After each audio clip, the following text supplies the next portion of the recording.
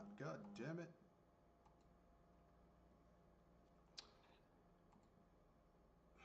And we're live with another episode of BS Busters. I'm joined by. Joy 11 Star welcoming you on this new year, and, and the second, and we got some resolutions to hope for. And no, it's not those ones that is simple, like lose weight, go to No, the gym, or something Yeah. like that. I'm already in the process of losing weight, mostly because I just stopped eating 3 meals a day. I eat two and I exercise, um, and drink lots of water and fluids and shit. How's it going, Kenoshi? Go ahead, introduce yourself. My name is Kenoshi Abominito. Here to say, hope 2021 is better. Well, I mean, at this point, anything's better than Hey, than what we had in 2020, and that's all I'm going to say about that. And this is me, Mr. Red we're Fox. just 2 years now, 2 days in. Yeah. So at this point, basically, this podcast we're going to be discussing 2021 gaming topics that we look forward to and wish to see different from 2020. So this is all gaming. We'll throw in a little pop culture too. Um, but so let's get into it. Who wants to dive in first? I think we could all agree on one resolution we that we hope comes true. Never Yes. see what happened with something like see less of what happened with Marvel, as in no no mic as in see less microtransactions and $60 games. Well, I'm gonna keep it real. Here's the thing, okay? Microtransactions, I don't think you should have microtransactions in a $60 game. If you're talking about expansions, like if you're doing if you're pulling like a Borderlands, right? I don't mind you charging for extra content or for expansions. Like if you have a $60 game and you're charging $30 for an expansion that adds another, like the base game is like 100 hours or 80 hours, and you're doing an expansion that adds another 20, 30 hours of content. Okay, then $30 is not an unrealistic price to Uh, charge someone. a higher price point to be wincing about, But there's no right? reason for you to sell someone a $60 game and then on top of that have like 5, 6, 10, 15, $20 microtransactions on top of that too. That's just ridiculous. You're being greedy at that point. Yeah. Yeah. Oh yeah. You greedy bastards. I don't like it. Not one bit. No sir. Not at all. Um, but I agree. It's not acceptable. But anything else you don't want to see from 2020 into 2021, or at least if you don't see it, just cut out entirely. Just less of it. Just delay your games, everybody. There's enough games out there to play. Quit rushing out. Quit rushing your games out. You know, I mean, or at least if you're gonna rush them out, just piece them out.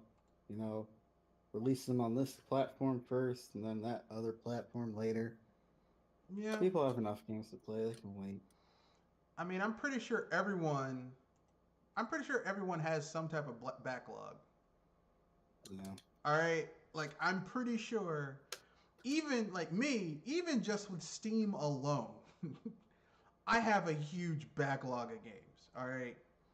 Like if I did nothing but just play Steam games, I could kill a year. Okay? And I'm not talking like me also working. Just straight up just me playing games for a year from home. Just Steam alone, I could waste a year. And I probably wouldn't finish my list of games because I've got a lot of games on Steam. Yeah. I mean, I have got a lot of fucking games on Steam. I mean, I have got I don't even know how many games I have on Steam. I've got 114.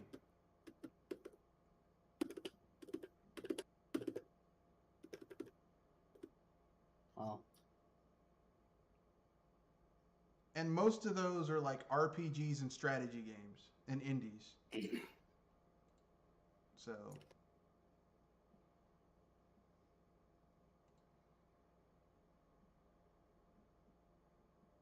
Point is, I really don't need, like, I have, I have to, and that's just Steam. That's not including GOG.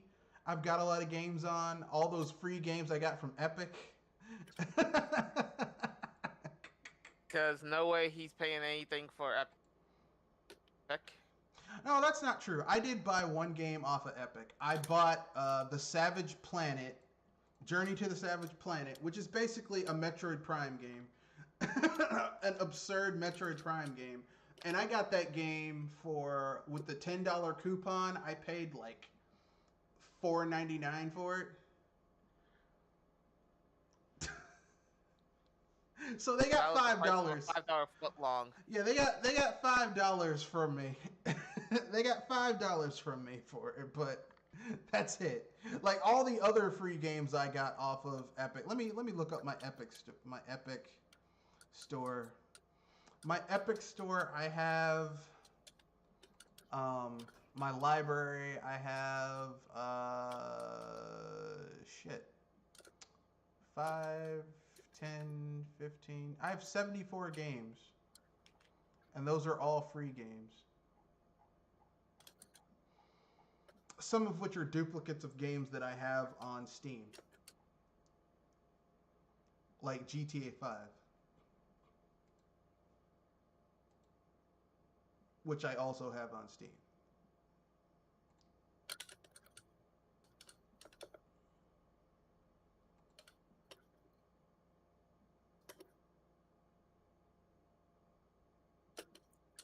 So,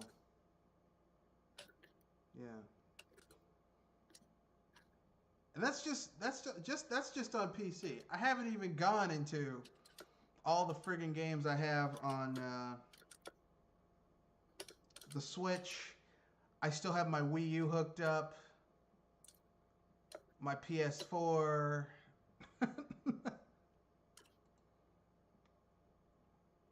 And those are just my quote-unquote modern consoles. I haven't even touched my retro console. So, I mean, look, the aged ones. I got enough games to play, all right?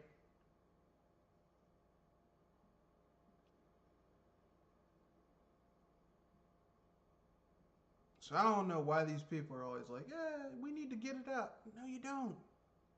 Yeah. No, yeah. I think COVID possibly saved a lot of games this year. Well, it gave people a lot of excuses to push their games back and work on them. Yeah.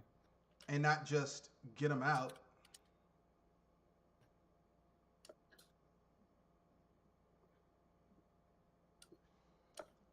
Let's see. I'm on Twitter. Someone says that Xenoblade Chronicles 2 is a masterpiece. No. That's a little iffy.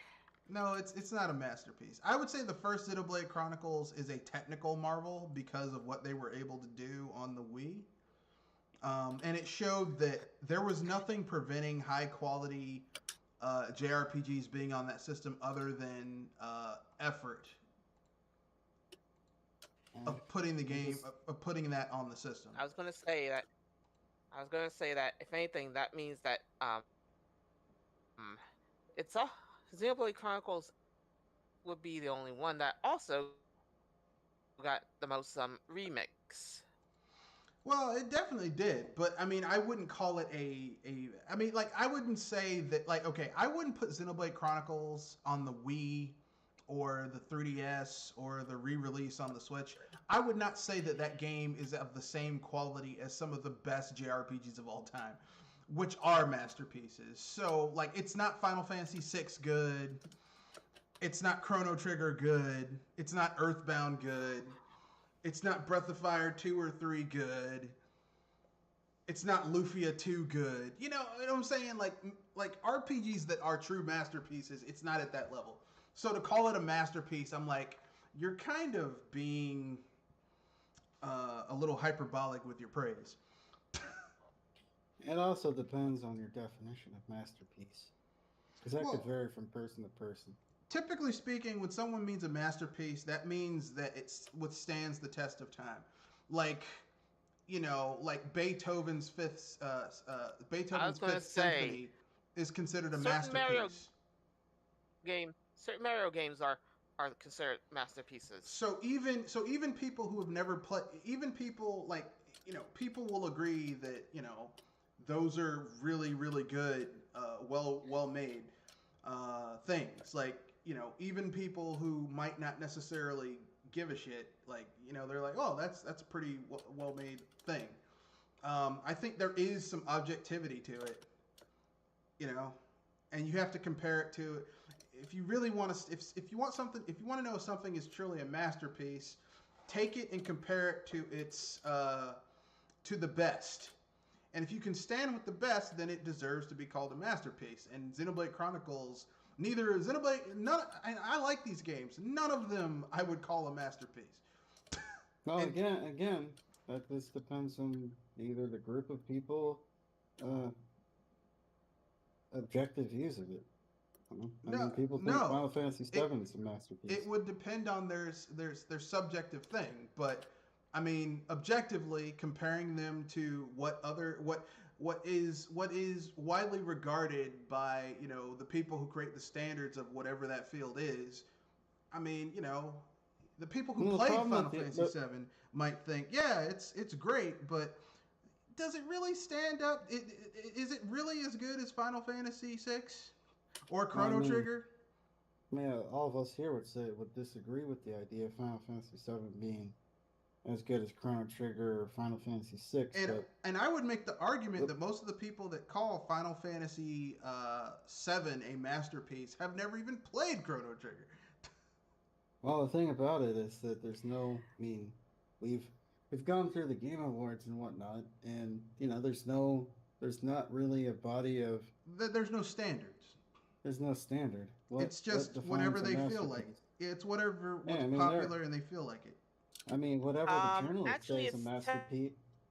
I ten mean, percent the fans if the and journal 90% the people that are working there.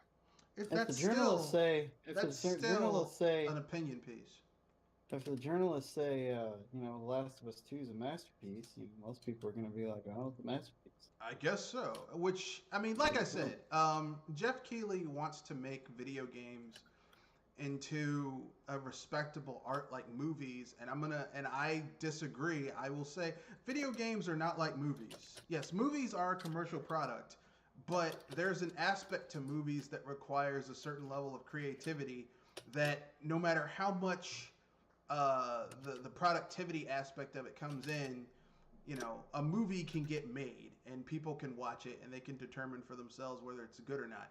If a video game isn't going to make any money, it's probably not going to get on a platform where it's ever going to be played by anyone outside of a very small amount of people. And I know what I'm talking about because I've made 3 RPG Maker games. All right. RPG Maker games, and you're saying that line. Yeah, I've made games. They weren't that good. Like the most you could hope for back in the day for an RPG Maker game was that it would get on a website. And these were like basically anyone could put their game on the website.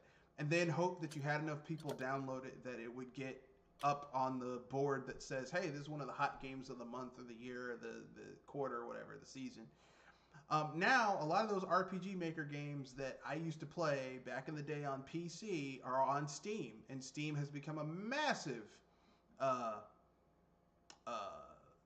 platform for RPG Maker games.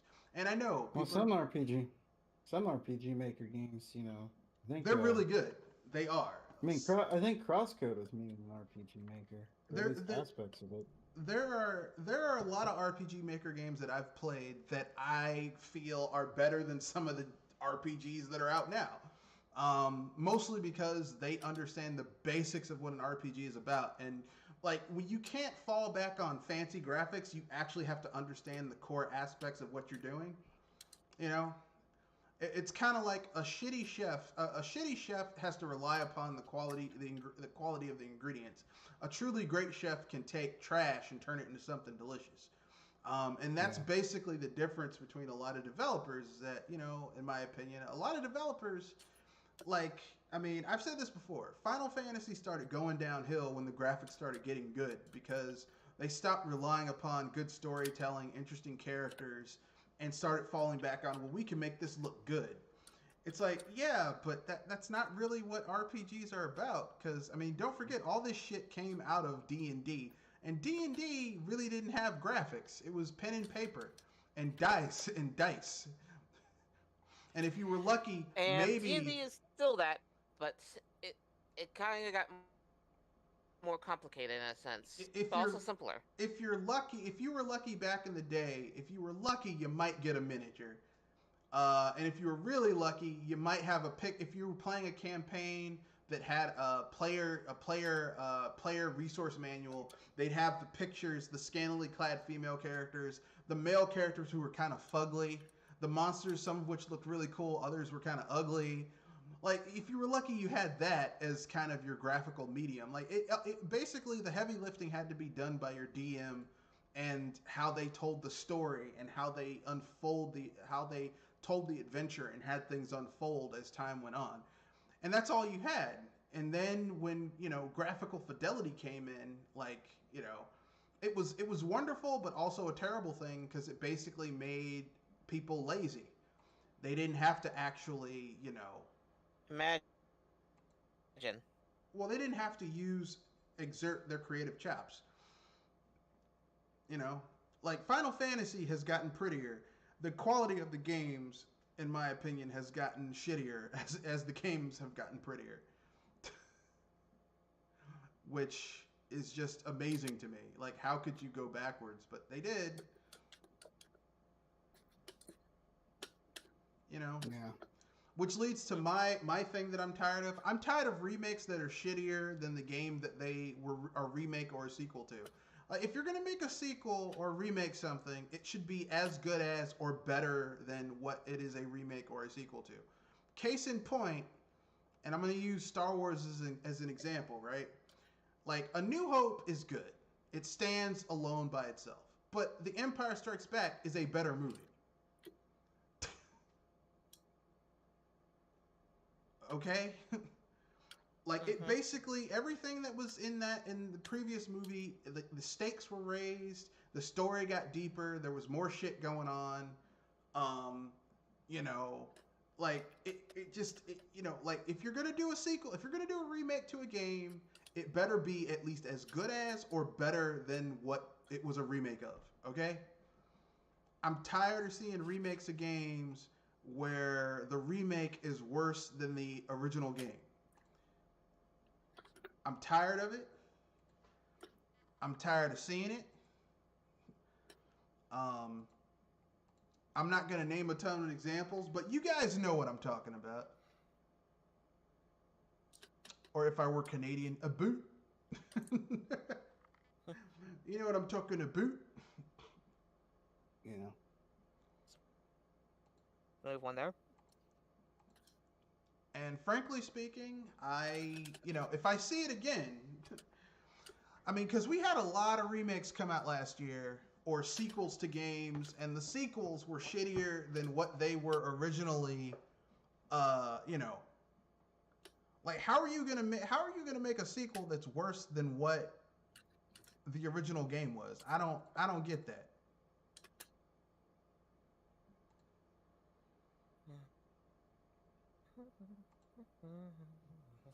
But apparently that's how things are these days.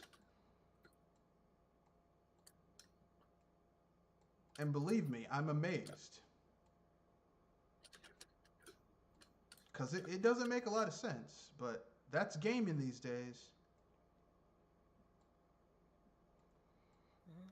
It's not what it used to be. That's what I'll say.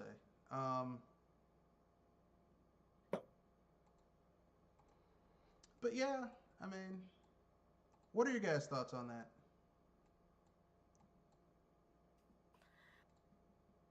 I can't agree with it, though. If anything, it's hard for me to say that entirely because I haven't ran into a lot of remakes and like that that really threw me off.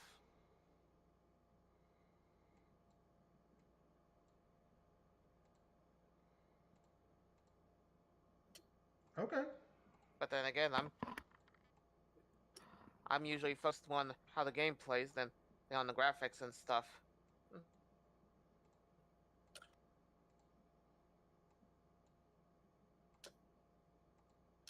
I'm more of a. I mean, I like graphics. Don't get me wrong. I don't want to play an ugly game, but I also don't want to play a badly made game. You know what I'm saying? Yeah. I was about to make the joke that you know what, Bethesda. Well, I mean, here's the thing. Bethesda games are overly simplistic. They've been getting more and more overly simplified for years now, and that is not good. Um, I was talking about Bethesda with bugs in it. well, that's Bugfesta. Well, I mean, the thing is this: Bethesda's games are all buggy and glitchy. That's kind of like I've never played a Bethesda game even before Todd Howard became who he is. Uh, that wasn't a buggy piece of shit. It's the price you pay when you buy Bethesda titles. It's like, oh, this is gonna be a buggy piece of shit. Yep. As long as they, as long as they keep their hands off of Tetris of all things, I could say they cannot do any worse than what they've done now. I don't think they're ever gonna make a Tetris game, so it's a moot point. Terminator, maybe a Star Trek title.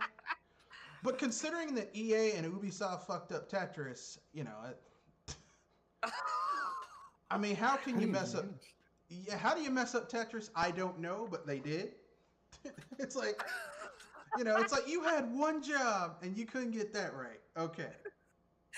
Yeah, I was saying that unless they ever get a chance to make Tetris, they can't screw. Bethesda can't screw up worse than they possibly are already. Well, they did mess up. Well, I mean, Ubisoft messed up Tetris, so I can't really,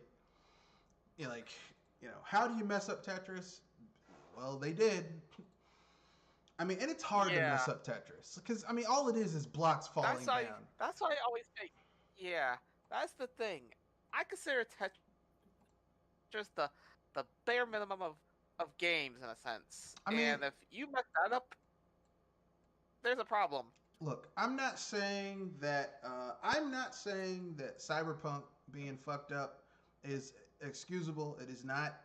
But if you have an open world game, there's just a certain level of, well, this is not going to be perfectly, no bugs whatsoever. But Tetris is one of the most simple games on the earth, and if you can't get that right, then I don't know what to say to you. Except maybe Yeah, you don't need to be making video games. You know, maybe you need to go do something else. Maybe I don't know, be a yeah, dog walker or something. I don't know. here, because here's the thing: people even tried to make Tetris into a board game, and well, that's mixed results. Yeah, it wasn't very good, but you could still play it. um, but I mean, why would you make an always online Tetris game? That's what I'm kind of like. I don't get that. But that's neither here nor there. So, is there anything else you guys don't want to see in 2021 that was a big thing in 2020, or at least see a diminishment of it, so it's not as big as it was? Maybe Huh. maybe no more Game Awards. Well, I think mean, that's look, what that's listen. gonna be. If you wanna, if they wanna have a promotion to celebrate gaming, go ahead. But I don't want to watch a 3.5 hour long circle jerk commercial for Sony. I just don't. Why? Yeah, why? Why are you? Why is it 3.5 hours long? That's so freaking long. I mean, Can we cut it down? I think it's because they're doing world premieres, they're doing commercials, because it was a and 3.5 hour long circle jerk. That's why. Why would you Yeah. stop something like that? It's I was gonna make enjoyable the. for the people who I are was at part of least it. trying to list. I was at least trying to list off what they usually put in the awards shows because if it was just award after award after award, it would be as long as a movie, 90 minutes. No, they had to let it out. They had to let it out and let it out big. So that's what they had to do. I was gonna make the joke that you're getting into the flagellant No, they were letting out category with something, that but one, aren't you? they were letting out something, and it wasn't flatulence. Um, so basically, what I'm saying is this: I did not watch the Game Awards. I didn't want to watch the Game Awards because I knew that it was going to be a big commercial circle jerk for whomever was involved, and it turned out to be a big circle jerk for Sony and Sony pretty much alone. So I was like, I'm not I really was impressed gonna. with. I was saying that it's mostly a Naughty Dog circle jerk, but then Yeah, again, but Naughty who Dog owns is a first party Naughty Dog? studio for Sony, so it's Sony. It's Yeah, like if Nintendo had a if Nintendo had basic if they had a big thing just celebrating nothing but HAL and Monolith Soft. Those two companies are basically owned by Nintendo, so it's a circle jerk for Nintendo. And here's the thing: I like Nintendo, and I like most of the games that come out of those two companies. But if it was 3.5 hours long, I'd be like, God damn, please stop, do something different. I was gonna. Yeah, that would be like Death Stranding getting um visually circle jerked in public or Fidelio by the host of the awards show. Oh That wait, I think that that would be happened the one of the years. that would be the Pokemon Company. But I don't like it. I'm just saying, I don't. It's too much. I was I was saying Death Stranding, but yeah, that works too. Yeah, but Death Stranding had a lot of stuff, but Death Stranding was still kind of. Death Stranding didn't win Game of the Year. Isn't that Red Dead Redemption 2? I think so. I just remember it wasn't. I'm just glad it So wasn't. everybody has their. It wasn't Death had their Stranding, because I hate Death everybody. Stranding. Yeah, that game. It's just a walk. Like Yeah, it's not the fact that it's a walking simulator. It's just pretentiousness of it. Yeah. I mean, but that's Hideo Kojima. His games are pretentious bullshit. I mean, some people are attracted to that stuff. I mean, if you like that stuff, whatever. But Well, the thing is, quit acting like it's high art. here's the thing: if you're gonna be pretentious, but the game is good, then you deserve your pretension. But if you're gonna be pretentious and then the game is trash, he's like John Romero with a Daikatana. Like John Romero after Doom and Doom 2 got his ass on his shoulder. He's like I remember those commercials. John Romero's gonna make you his bitch. Oh really? And then you release Daikatana. Now here's the thing: if you're gonna talk shit and act pretentious, you better back that shit up. And the problem with Death Stranding is that game sucks. It's a walking simulator. Not even a good walking simulator. Yeah. I mean, the Stanley Parables was a walking simulator, but that was still fun to play. Yeah, but there was an interesting twist in the Stanley Parable. You know? Yeah. The narrator gets a little bit more unhinged. I mean, Yeah, technically, it's a commentary on game development. I mean, there's tons of things there's tons of games that are kind of pretentious that are still enjoyable, but like I said, Hideo Kojima is pretentious, but it's like you have like nothing you do is really interesting in your pretension. If you get what I'm saying, Yeah. you know. Mm-hmm. Like you might not like Peter Molyneux, but most of the games that he's like, yeah, we're gonna hype it up. Yeah, he may embellish, but the core game is pretty good. Like Fable, yeah, you can't plant acorn and have it grow into a tree, but Fable's still a good game. you know, it just doesn't have all the bells and whistles that Peter Molyneux embellished about and hyped up. You know, Fable 2, which, I mean, the ending kind of sucks, but the core gameplay is pretty good. Fable 3, the ending's kind of like people didn't like how the gameplay systems changed, but overall, it's a pretty good game. I mean, like Hideo Kojima is like a pretentious jackass. Well, it's not Hideo Kojima; it's his fans that are annoying. Oh, his fans hype up everything that comes out. You know, and here's the Everything. thing: his fans who've only played a few games that he's made. Like I'm like, okay, if you're someone who's like me who played like Police Knots or you know, uh, his early stuff, I can understand you being like, yeah, this guy's great. But if you all you played was Metal Gear and you think that is the sum total of this person's output and what makes them great, then I'm sorry, I hate to break this to you, but you're wrong. It's like someone saying that Harry Potter is the best book series ever, but that's the only book series they ever read. It's like, could you take someone seriously who said that? No.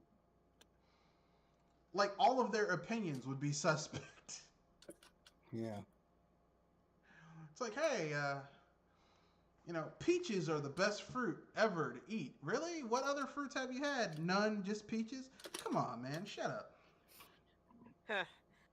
And in my defense on that one, I'm more of a pear person, though I have had bananas, cherries, apples, and all the other fruits. With the least favorites, I kind of go with pineapple. Hard to get out of your teeth. Eh, never had that problem with pineapple. Um,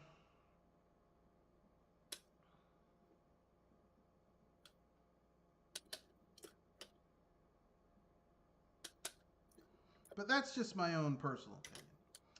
So with that being said, um,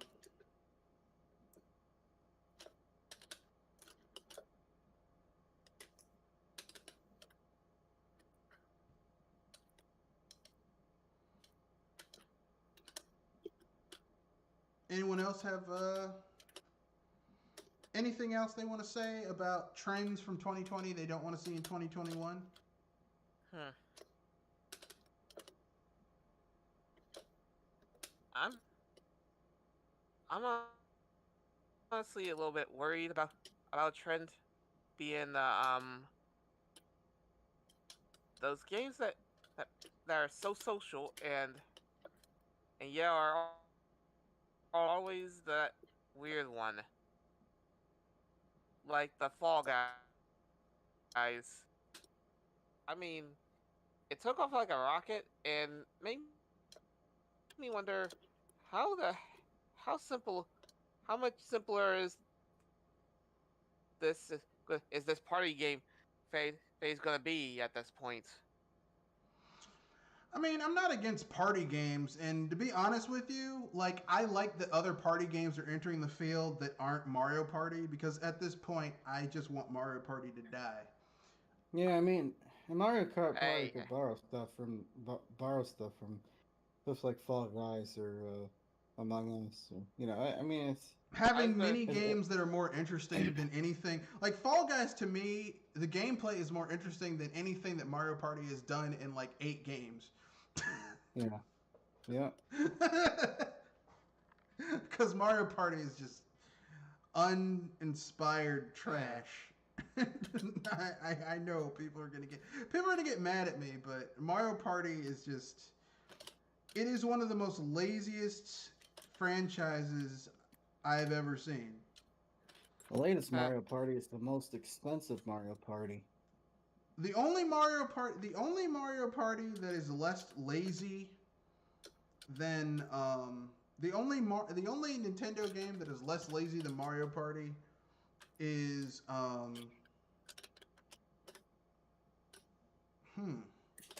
maybe Pokemon. Pokemon is more lazy than Mario Party, and that's it.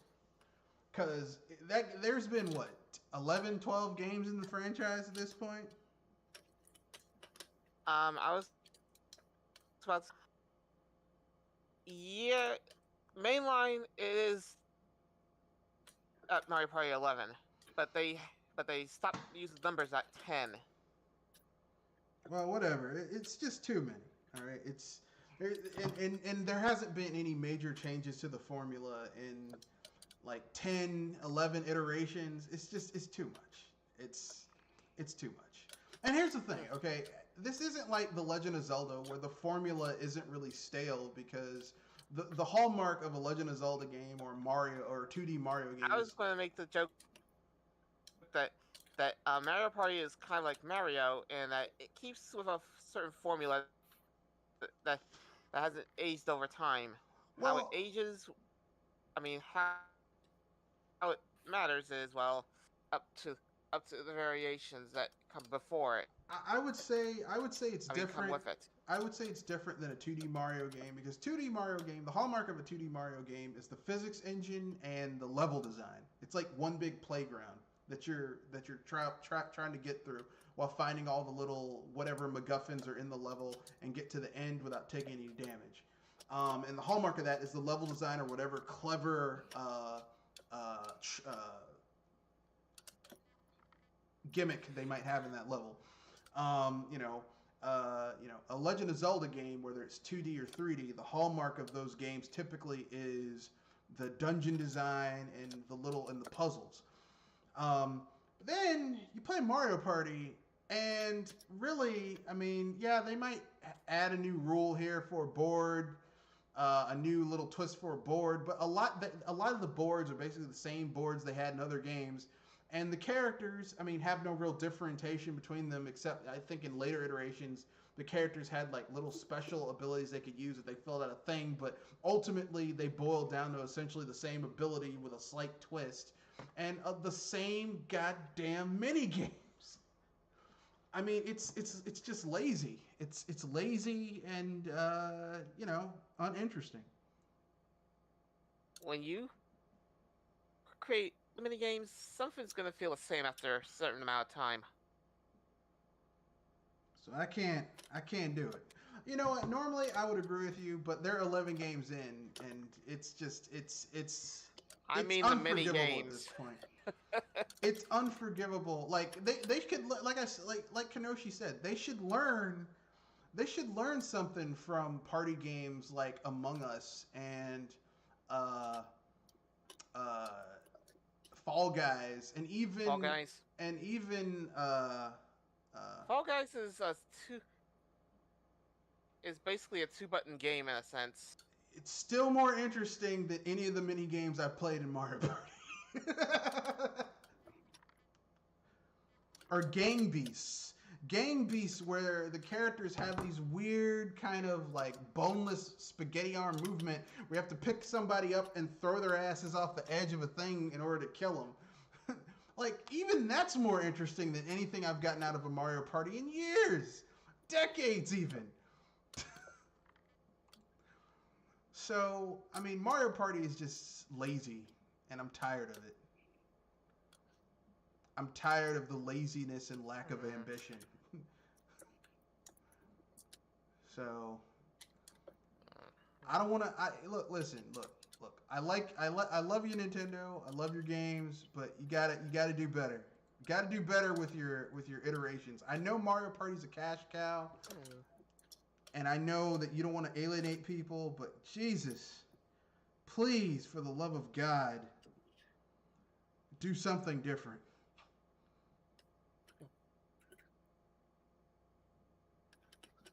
I don't care what. Just do something different in a Mario Party game. shit, have a story mode where you unlock special abilities for your characters. Something. I was about to say, story mode has been done in Mario parties. Yeah, but the story mode was basically just the same as the multiplayer, except with CPU enemies. And party mode isn't when you have only yourself to play with. Party mode, yeah, the story mode was not substantially different from the multiplayer. Like when I say a story mode, I'm talking something like Diddy Kong Racing, where the story mode is vastly different from the multiplayer in terms of the shit that you can do and what's going on. So, like I said, be ambitious. Okay, I know Nintendo is not a huge company. They have a little over 5,000 employees. They don't have the same footprint as, say, a Sony in terms of staff. They have or 5,000 They only have 5,000 employees across Europe, Japan, yeah, and the United everybody States. across everything. Wow. And here's the thing: that's not all programmers. Like only about 400 of those, 400, 500 of those are programmers. So I mean, yeah, I understand they can't do everything, but Jesus. I played a Metroid 2 remake, and it was better than the Metroid 2 remake we got from Mercury Steam. That's not. Yeah. How when are you gonna let a fan outdo a first party studio? Because they bought Mercury Steam. That ain't cool. They're starting to look like Sega. I mean, what? I mean, to be fair, like they hadn't fucked up Metroid like Sega fucked up the Sonic game. So I mean, it's still a decent game. To be fair, like it. Yeah, I just didn't like it as much as the remake. Yeah, to be fair, Nintendo doesn't have Sonic behind a dumpster turning tricks for money like Sega does. They don't have Samus doing that. They don't have Samus. Nintendo hasn't fucked up Metroid that badly to where they have to resort to shit like that. Thank God, knock on wood. I was about to say, but Metroid Other M. Yeah, but Metroid Other M is just Metroid Other M. The parts of Metroid Other M that work really well. The problem is that is only about 35% of that game. Only about a third of the game has the parts that work really well together. The other 65% of the game is just a disparate mess.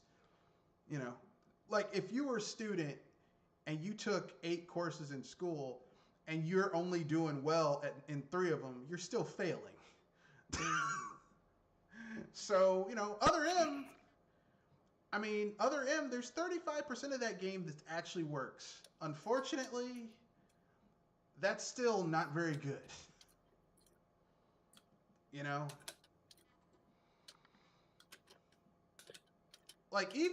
order for a game to be halfway enjoyable, at least 50% of it needs to work. All right? And that's like the bare minimum, right? That's when you play a game that you know is kind of bad, but there's aspects to it that come together. Other M doesn't even have that because the voice acting sucks, the characterization sucks. It treats the universe like people are stupid, which is not a smart move.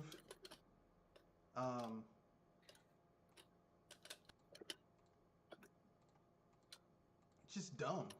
Just really fucking stupid. Just not a very well written game, for lack of a better term.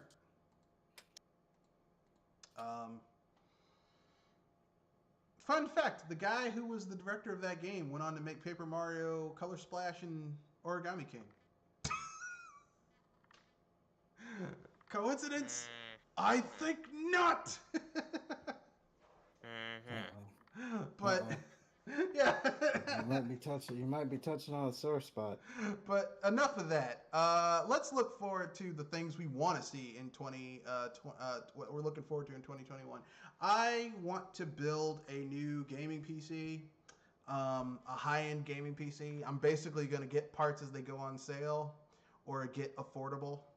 A really good motherboard, because at this point I can't upgrade my current PC anymore unless I were to just overhaul the whole thing. And so it's better for me to just build a new one from scratch. I'm probably gonna upgrade my GPU, and then sell the one I have. That'll probably be it, my upgrade, because I have a CPU that'll last me a while. Plus, I have a motherboard that can upgrade to the new Zen 3 architecture as well. Mine can too, but the problem is that I have I have a budget bazooka 450, the B 450. The problem is that like the board itself, I can upgrade to the Ryzen 500 series CPUs if I want to, even the Intel CPUs.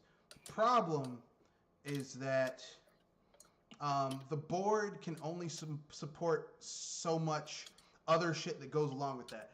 Like I can only have it doesn't support on NVMe solid state drives.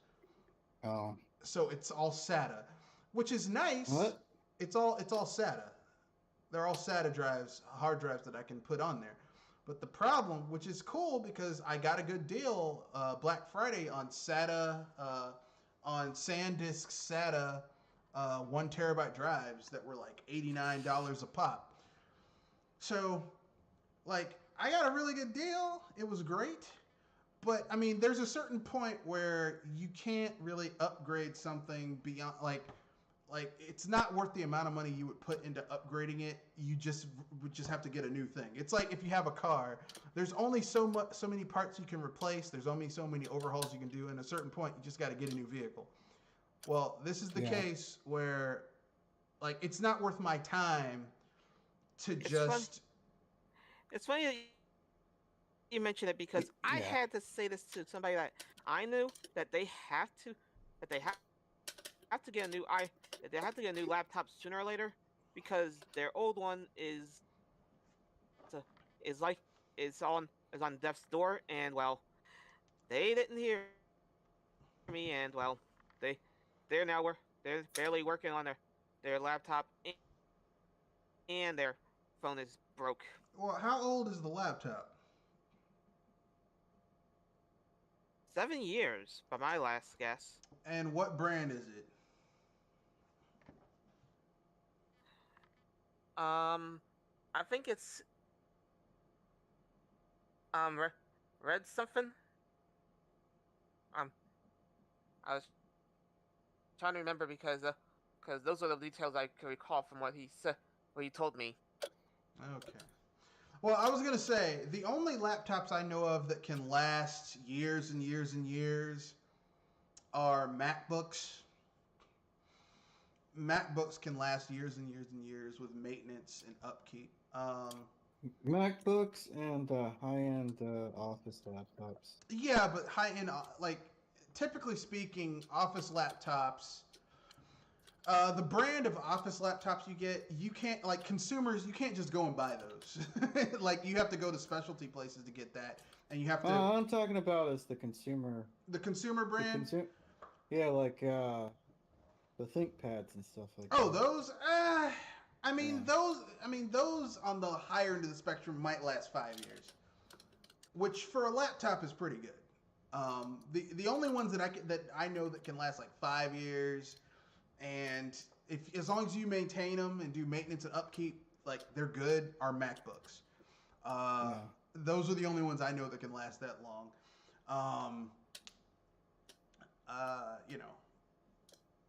Now gaming laptops can last that long if you don't mind your diminishing returns, especially if they are ones that you can open up and clean the fans and service them and stuff like that. Those can last that long, but you're going to have to do maintenance and upkeep. You see, the key word... Gaming laptops do go bad quickly because a lot of people, they work harder. They work a lot harder because people are playing games on them, which is... Yeah, and needs more power.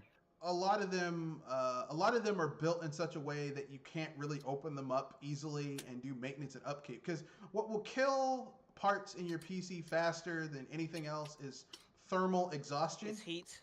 Yeah, thermal exhaustion will kill your parts in your PC, which is why cooling is so important and cleaning your PC is so important. Like literally, if you find your computer running a little hot and like running a little slow, if you just get some decompressed air or one of those hand compressors and just clean your PC, that can do wonders for getting your computer to run better than normally it would. Thermal exhaustion can because it basically it makes extreme heat basically messes up your computer. Um, so I'm thinking with my new computer that I'm gonna build this year coming up, I'm probably gonna get um, liquid cooled with some type of inert gas to keep it nice and cool and quiet. So Um, where you going? Ryzen 5900X? Gonna get a Ryzen 9? I'm gonna try and get one of the 500 series Ryzens, probably 57 or 59. I'm gonna wait until they go on sale or just bite the bullet and say fuck it.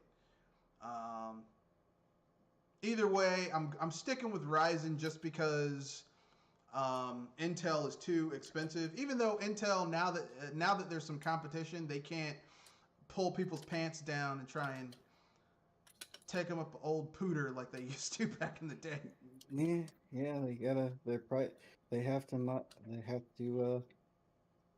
Their prices have to be reasonable now. You know, I mean, like people were like, "Man, I can't believe AMD." And look, listen, let me put it this way: AMD coming out with their graphics cards forced Nvidia to stop charging people up the pooter for their graphics cards. And look, they knew that shit was too expensive back in the day. They knew it was overpriced, and they did it anyway because people let them get away with it. Well, I've got Nvidia. This is the way it was meant to be played. All right. Mm. Your dumbass paid all that money for that shit too. Yeah, like the 2070 series or the 20 series was like the price of performance is just terrible. It's like, I've got compared to a the Titan 700. 2080. Oh, really? And I paid $2,000 for it. I'm like, God damn. And then they That came out is with the 30. scary. And they come out with the 3070, and they pay and then you only have to pay like what Like, $500-$600 for that. Yeah. I'm like And it's literally the people who paid for Titans. Like I remember when I first got into YouTube, there was this guy who had a custom built PC that used SLI, so it had two Titans in it, 2080 Titans, and I'm like, those are like you spent 4,000. That's just the graphics card, so probably like $5,000 to get that PC built. You spent $5,000 on man. You could have bought a car. You could have bought stocks. You could have bought a car. You could have taken that money and just invested in a business. And you spent it on this shit. Okay. All right. All right. Okay. I would say you spent it on a piece of technology that's going to be outdated in about 3 years tops. Well, I mean, graphics cards don't age as poorly as other stuff because, I mean, over time, graphics cards, new shit comes out, but sometimes the new shit is not like the APU CPUs that AMD came out with that are supposed to be the equivalent to the graphics card that they're equated to are actually shittier than the graphics card they're equated to. So like I have a 50 let me I have a 5 here, let me look this shit up cuz I don't want to get it wrong. I have a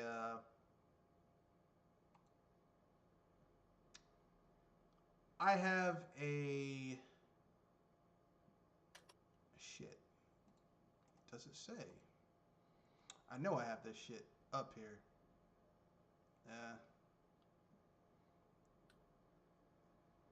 I have a 50. I have a 5700 XT, which was at the time when it came out, it was the best you could get graphics card. But if you get the APU, which is the Unified Integrated Graphics on the CPU card that's supposed to be the equivalent to a 5700 XT from AMD, it's actually shittier than the dedicated graphics card, which makes sense. So,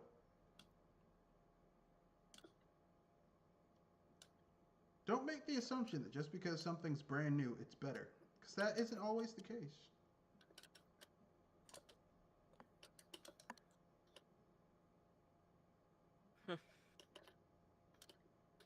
Sometimes brand new shit is not better than the old shit. If it's brand new of generic stuff, take that with grains of salt. No, just in general. Sometimes the brand new stuff is worse than the old stuff. I said the general brand. And the temperature seems to be pretty good. It's 50 C's. So you could touch it with your hand and not burn yourself. Yeah. Ah, shit! I burnt my hand. Although air cooling has gotten so good these days that some of the higher end air coolers are on the level of liquid coolers when it comes to silence and performance. Yeah, the only reason I want to get a liquid cooler again is because I had a Noctua before, and it was so quiet. It ran so quiet. Even with my fan in quiet mode, I could still hear the fan, and I just prefer having a quiet gameplay experience. If you get my drift. Yeah. I like that quiet. Plus, it cooled things down so much on my PC that even when I was running it, my CPU on like demanding games, the air that was coming out was so cool. It was great. I'm like, wow, this thing is almost like a mini air conditioning. Really, it was pulling out. It was cooling it down so much. So I like that. So I like that cool air. But anyway, yeah. So I wanna build a gaming PC this year. My other thing I want to do in 2021, I'm looking forward to Biomutant, game made by the Just Cause developers after Square Enix burnt them out. It's basically an action RPG where you get to create your own character and save a post-apocalyptic Earth from all types of strange shit going on with mutated animals and junk. So, looking forward to that. What else am I looking forward to?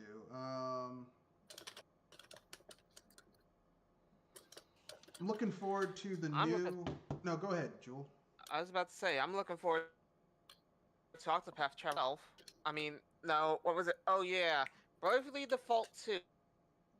I almost screwed that up. I mean, I was looking forward to Bravely Default 2, but then I played the demo and I was like... Not feeling it. Yeah, I wasn't... I was the anti-Naruto. I wasn't feeling it. Though, if anything, it felt a lot better than the RPGs that Square usually promotes. Look at Final Fantasy. Well, I mean, in my opinion, Final Fantasy hasn't been good in years. So yeah, I mean, if anything, seeing something that is clearly better than Final Fantasy is still there from Square Enix for me. Yeah, I haven't played a good Final Fantasy in years, so I can't really. I can't really like. So seriously, you're not feeling Bravely Default 2? Well, I liked the first Bravely Default. Bravely Default, the second was kind of meh to me. Bravely Second. Yeah, Bravely Second was kind of meh to me. I wasn't that into it. And this one feels more like Bravely Second than the first game. And that's where I'm kind of like, I'm not feeling it. battle systems for both of them are pretty sweet to me.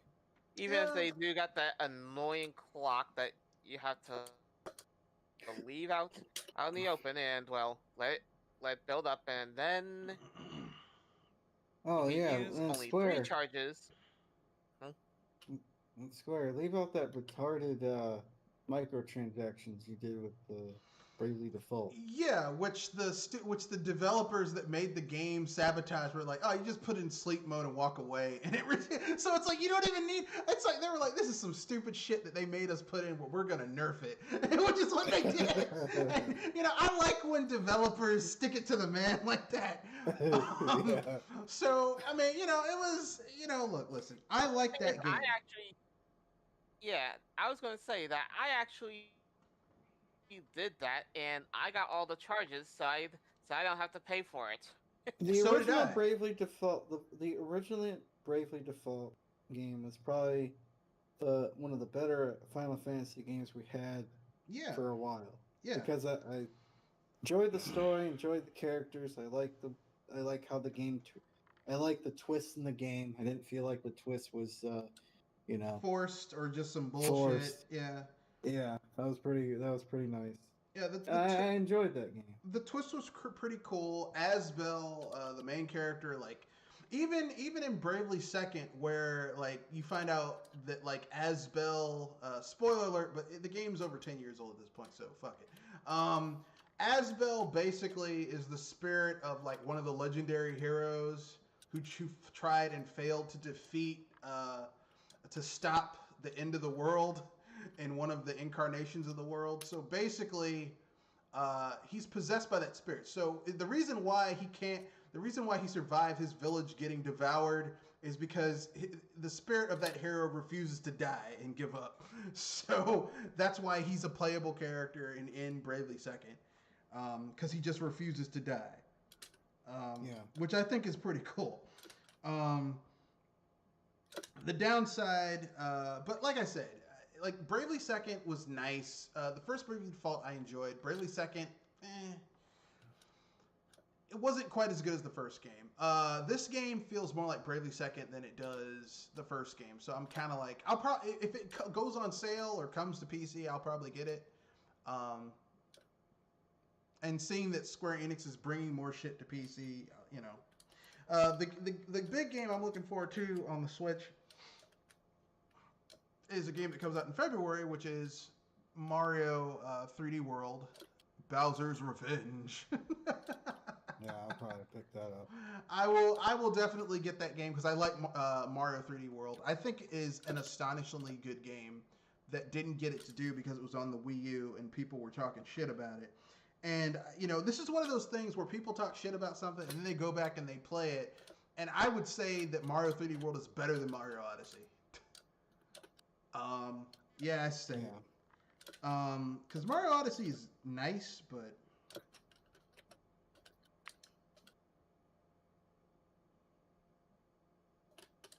it's not.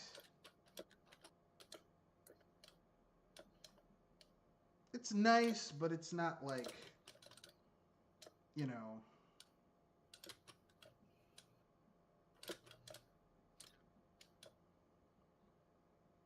It's nice, but it feels a little too.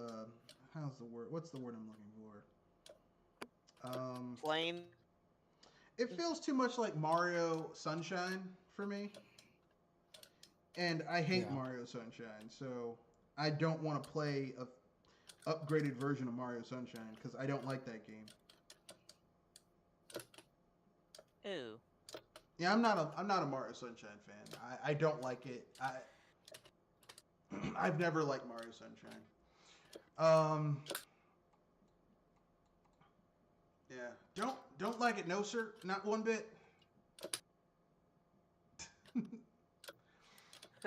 I'm looking forward to what Cyberpunk 2077 becomes as it's patched. Um, I'm looking forward to apparently Volition Software is making a sequel to Saints Row. and apparently it's coming out this year, so I'm looking forward to that. Um, and I know some people are going to say, well, Nintendo might release Breath of the Wild 2 this year, but eh. I was about They'll to release say it when they we're likely release to it. see No More Heroes.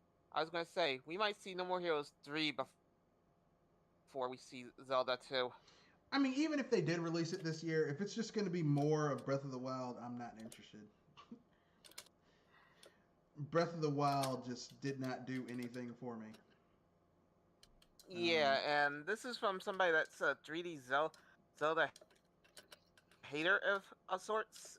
I don't see much of a point to get excited about Breath of the Wild 2. I mean, unless they do some major overhauls to the gameplay design, like actually have dungeons and some way for you to fix broken weapons. Overhaul the dungeons. I see that is likely to happen. The weapon breaking, you might be SOL. No, I'm not against weapon breaking. I'm just saying have some way to repair weapons that are going to break. I mean, as in, we are not getting any repair shops or tricks for that. And then I'm guessing that's a design flaw that needs to be. Well, actually, no, it's not a design flaw. It basically, because here's the thing. I understand the design. The point of the game, the point of weapons breaking is to encourage you to explore in order to find more weapons and defeat enemies in order to take their weapons, so that you're constantly being pushed into conflicts in order to get stuff. But here's the thing: once you get to a certain point in the game, to where you're powerful enough to take on most enemies, and the enemies have scaled to your level, like you're basically, unless you're fighting perfectly every time, your weapons are going to break in a fight no matter what. Even the high tier weapons are breaking. One weapon per fight. Like 2 or 3 weapons if you aren't fighting well. Like, okay, the Guardians are relatively easy to beat because there's a tone that they make when they're about to shoot their laser at you, and if you perfect guard and reflect their laser back into their eye, it stuns them, and it knocks them over, and you can hit their weak spot and defeat them easy, no problem. The Lionels, like every enemy can be defeated easy, but the thing is like you're not always going to be on top of your game. And once enemies scale to the point to where you're getting good loot, if you mess up and then have to resort to normal fighting styles, you're wearing down your weapon so much that your weapon's breaking on one enemy. Like one Black Lionel, if you mess up and don't get the right thing going on, you can destroy your weapons, like 2 or 3 weapons, trying to take down I was going to say Black Lion. shields, the more likely, but yeah. No, the weapon, because every time you hit an enemy with your weapon, it wears it down. So I mean, it's just.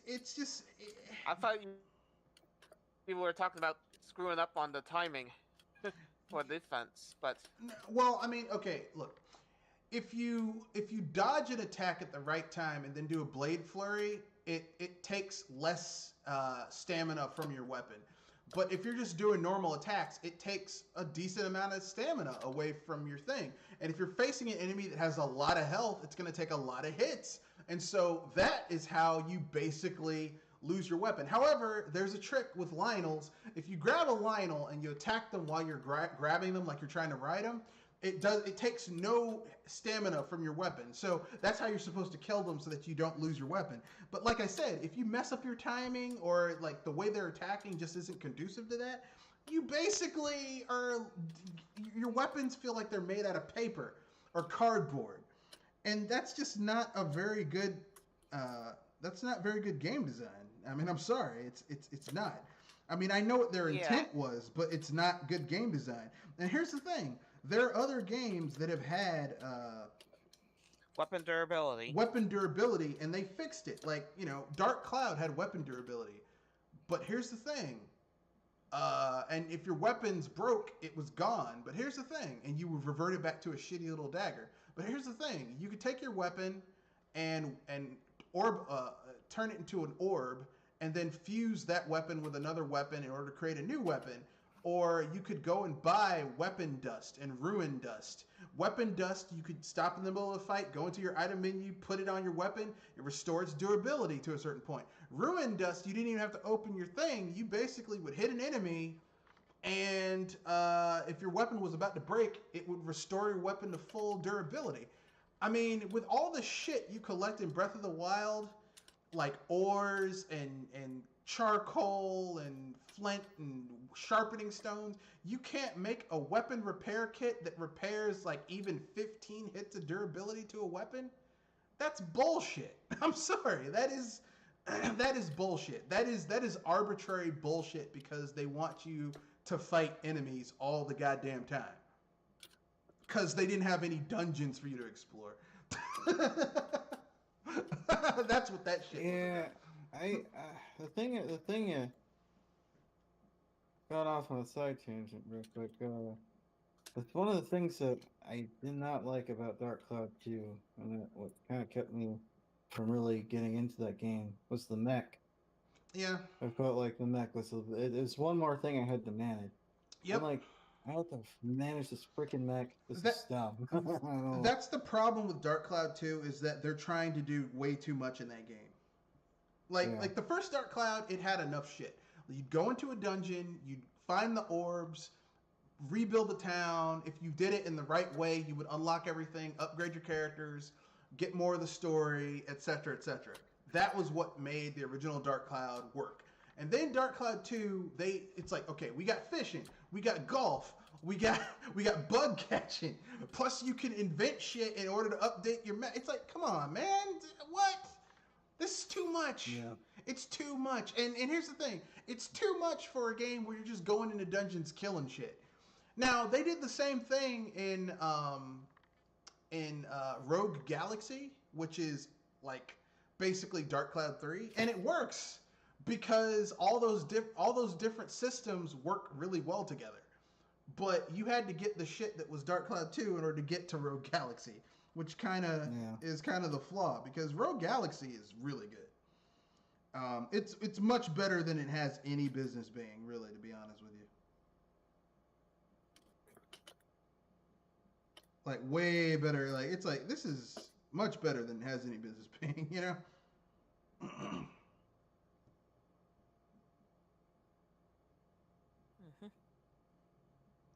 Dark Cloud. But yeah, Dark Cloud, I'm just saying, like, you know, have some real dungeons, have a way for people to repair their weapons.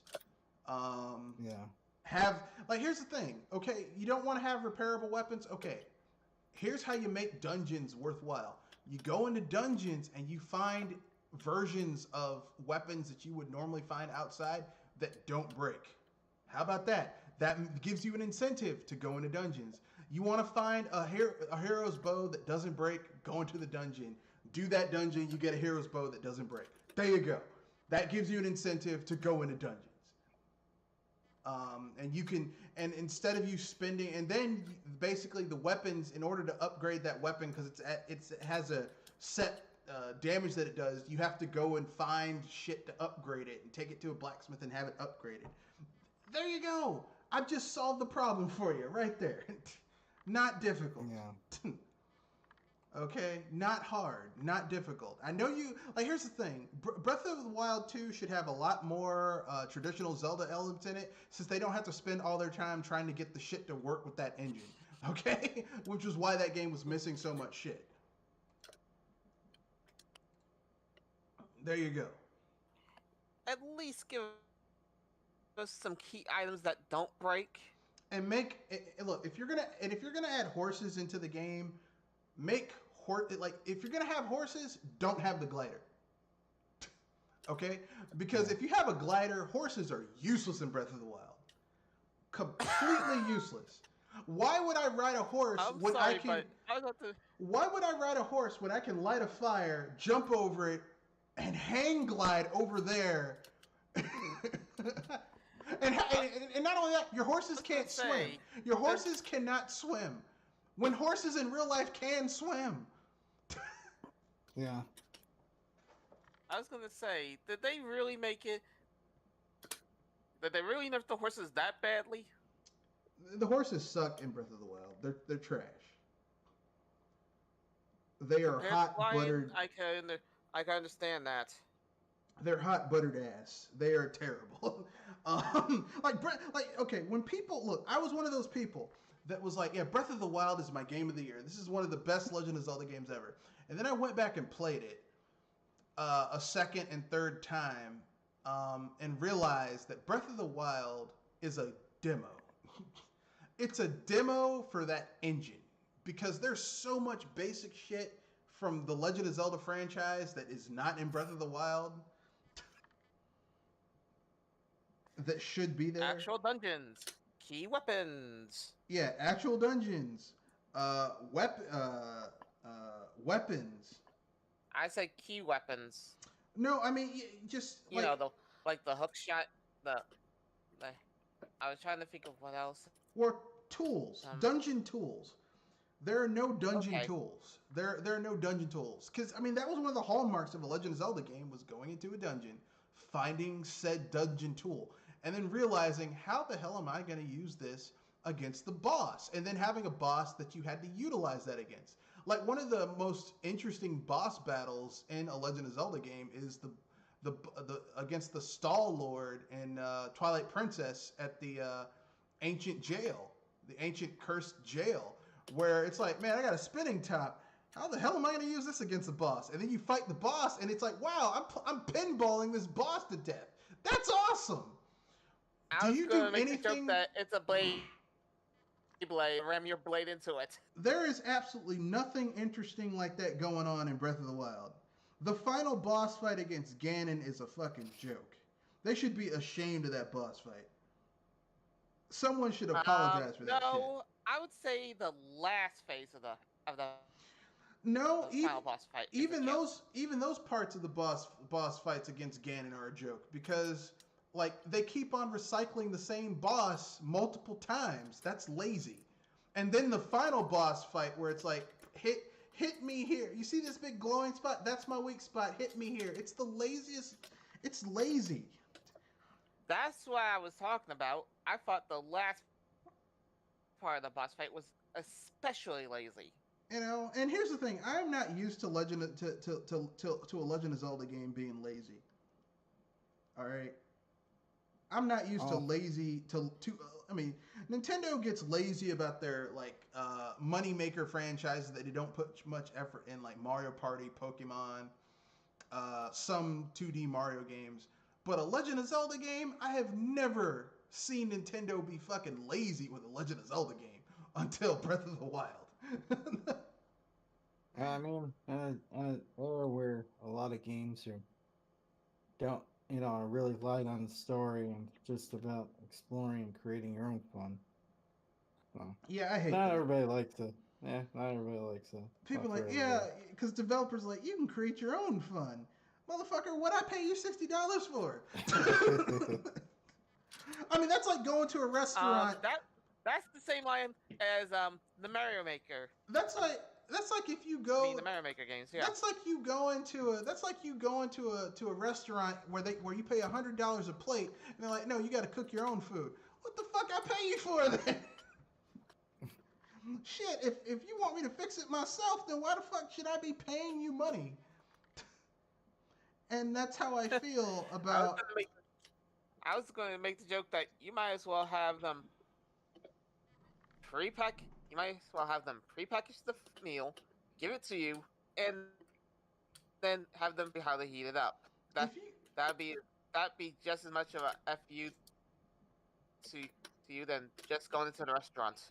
The way I feel about it, if you're gonna do all that, then I should just make my own shit and just call it a day. I don't know why people just, oh no, don't say that. Look, listen, I love Nintendo. They got me into gaming. My first 3 consoles that I ever owned were Nintendo consoles. My first, I've only owned my first 4 handhelds were all Nintendo handhelds. All right, I've been a Nintendo fan for years. All right, Game Boy, Game Boy Color, Game Boy Advance, DS. Okay, I'm a huge Nintendo fan. So believe me when I say this. What type of lazy ass bullshit is this? All right.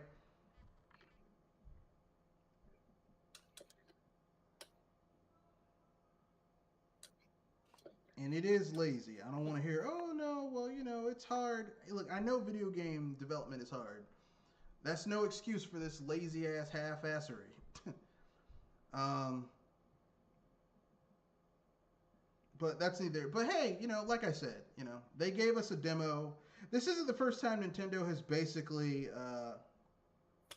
made a demo into a game, and most of the time it works. Pilot Wings, Mode 7 demo. It's a good game. You know, F-Zero, Mode 7 demo. Good game. I'm not against them taking a demo. Wii Sports was a demo and it was a good game. So, but don't do that to Legend of Zelda. That's a franchise that deserves better.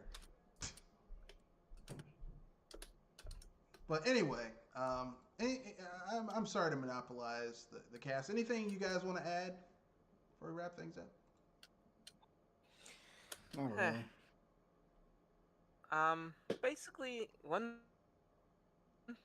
actually curious of one thing. How long do you think it will take before we see anything original on the PS5 and X Series X? Probably till next year. I mean, I know people are saying that. We're getting some new games coming out to the PlayStation, but a lot of those games are multi-plat, so I'm not counting those. And the rest of them are sequels to games or remakes of games that have already come out from other gens. Like people are like, well, Dark, that game, Dark whatever, Dark Souls remake. Like, I mean, it's a remake of a game that already existed, so I'm not really impressed by that. Apparently they're doing a sequel to Ratchet and Clank that's coming out this year, but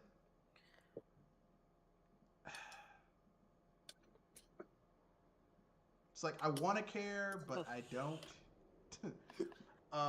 As far as Microsoft goes, I don't think we're going to see. I think they were truthful. I don't think we're going to see any new AAA first-party games on the Xbox, the Sexbox until next year. That's right, 2022. I mean, we'll probably see Psychonauts 2, and they'll probably pass that off as a AAA game, but it isn't really.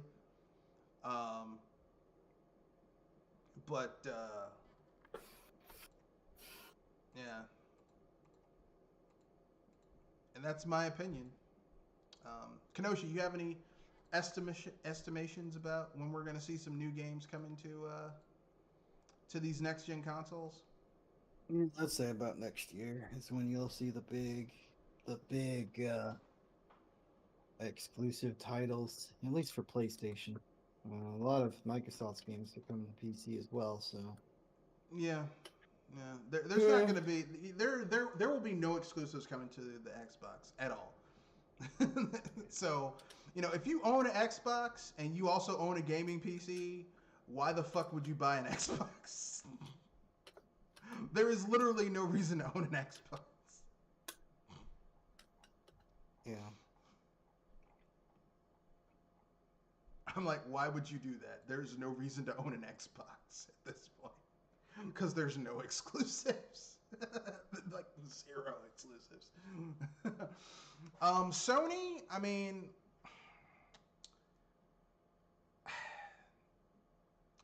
they'll probably, okay.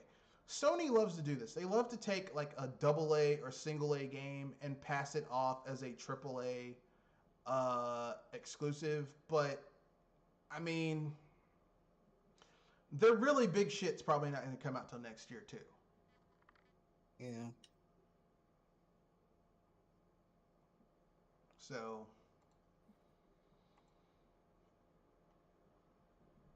that's it. It's been a short week. It literally just began yesterday. I mean, this month, so we don't have really an a-hole of the week yet because you know.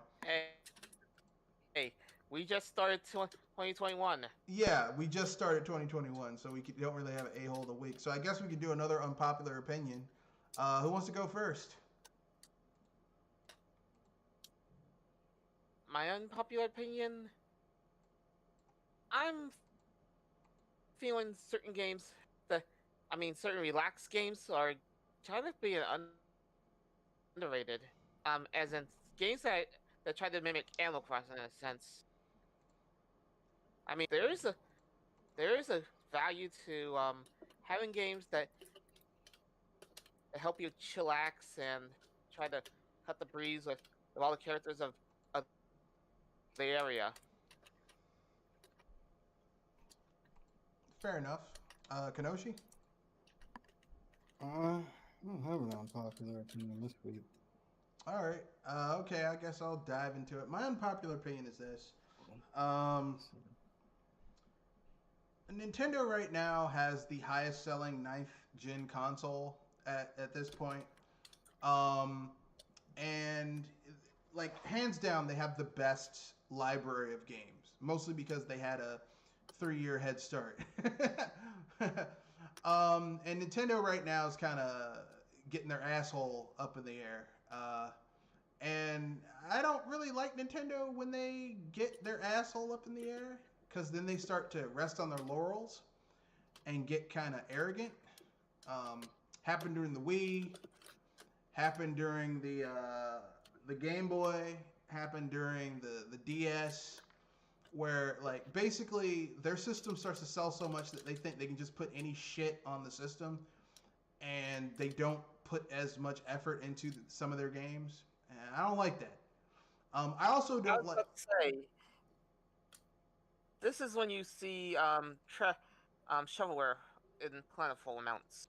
Well, I mean, Yeah, I don't have a. every I successful don't is have gonna a. have shovelware, but I mean, first, like Nintendo just stops. Like, okay, like when the I mean, DS, when you see shovelware in high amounts, that's when you know that something's about to go down. when the DS was selling Game At Busters, least for me. Nintendo, when the DS was going Game Busters, Nintendo ported Diddy Kong Racing to the system, and they fucking pigeonholed in stylus controls and microphone controls in a game that really those controls fucked up that game royally. And it's like, why would you do that? Like, there's no reason for you to do that. Like, why would you fuck up this game? You know, because they didn't put those controls into Mario Kart DS, and yet they put it in Diddy Kong Racing, and I'm like, come on, y'all are fucking up. You know, Nintendo. There were points when Nintendo put games out on the Wii, and they just kind of like would just kind of like first party Nintendo games where it was like, you guys know better than this, right? And so you know, I like Nintendo, but I don't like them when they get arrogant and their ass on their shoulders. Like, you know, we can do whatever we want, and we don't have to put effort into certain things. I also don't want them to be like they were during the Wii U or the GameCube or the N64, where they were desperate to get shit going. But we got some good games out of Nintendo when they're desperate, you know. So like having a happy medium between the two, having them be hungry but not desperate, is the best situation. But as they are right now, they're getting kind of I want them to do better. That's all I'm saying. I want Nintendo to do better than they are right now.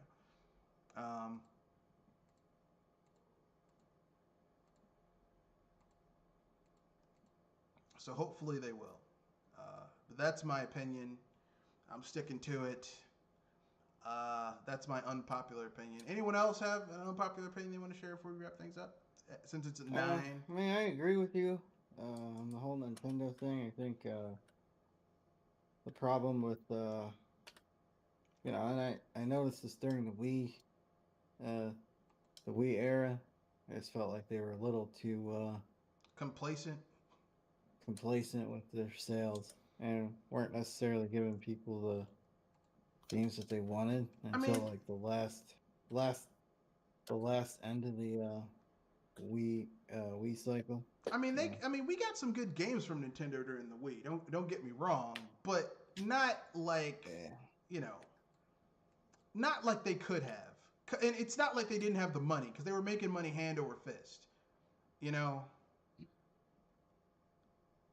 on the Wii and the DS at the same time. There was no excuse for those consoles not for there was no excuse for first party games to be coming that slowly to that console.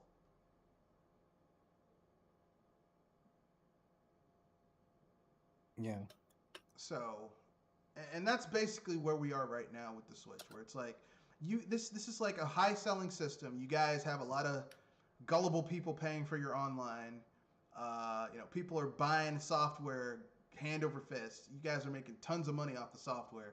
So, like, why are some of your first party games like not,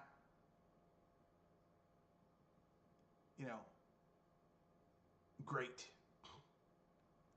They're good. They're not great. I think some of those first party games that was supposed to come out on the Wii U, like Super Mario Odyssey was probably supposed to come out on the Wii U, but I don't think Odyssey was supposed to come out for the Wii U. I definitely think that a lot of those games that came out the first year definitely were supposed to come out for the Wii U, and you could tell because they were mostly ports of Wii U games. I think the games that came out the second year, because the Wii U had been struggling since it came out. Like after that first year, it was struggling. So I know there were a lot of games that were like, okay, we just gotta put it for the next system. And the Switch power wise is just, it's more efficient than the Wii U, but power wise, it's a little bit better than the Wii U. Like I would say 0.4 times better than the Wii U. So it's not really like, oh my god, the power jump is extreme, Yeah.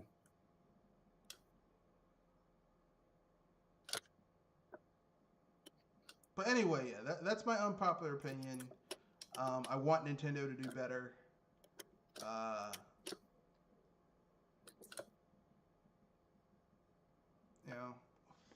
Maybe take some more chances. Maybe, hey, port some 3DS games to the Switch that didn't sell all that well, like that Lost Oasis game. Yeah. Something like that. Port that shit over. But anyway, anything you guys want to pimp out before we wrap things up? I think we're good. All right. Kenoshi, anything you want to pimp out? I'm good. New content coming out. All right. This is Mr. Red Fox. I had a video come out earlier today called Things I Was Looking Forward to in 2021. And I may have mentioned some of those things in this podcast as well. But if you guys get a chance, go watch it on my channel, Mr. Red Fox BS Busters, or just simply called BS Busters.